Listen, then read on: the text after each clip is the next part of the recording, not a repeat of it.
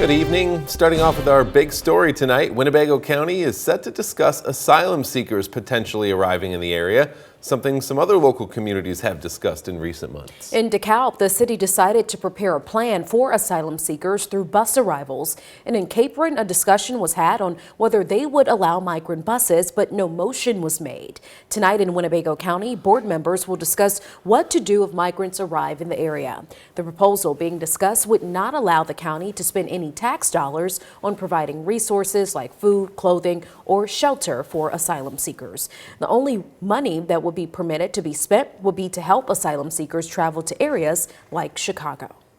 In less than 30 minutes, the Winnebago County Operations and Administrative Committee will discuss the potential issue of asylum seekers coming to Winnebago County. And this all comes after several months of discussions as they get set to vote in the coming weeks. 13 WREX's Emily McMinn joins us live with what board members and other community members think about a possible migrant ordinance. Emily.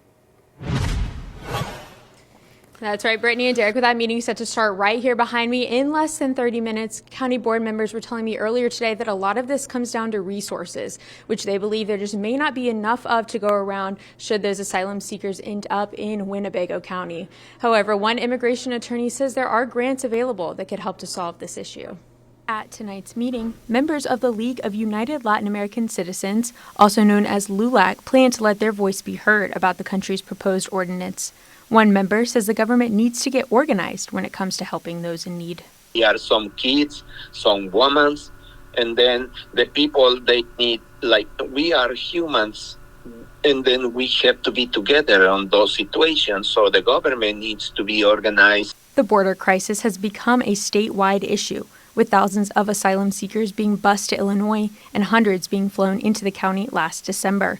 Because of that, Democratic Winnebago County Board member Jamie Salgado says plans must be in place if a large group were to make its way to the county again. It is a local issue when it comes to, the influx of migrants, asylum seekers that come to our county that we have to address from a humanitarian aid perspective to a public health safety issue. Republican Winnebago County Board member Paul Arena says resources are limited, leaving him to believe the best case scenario for asylum seekers in Winnebago is to get them to another city like Chicago. The plan is only for the abandonment of asylum seekers, right? If 5 people get in a van and come here and they're not experiencing any problem, then we wouldn't even know about it. It's more likely to occur with a large number of people. However, immigration attorney Sarah Dady says help gathering those resources is available.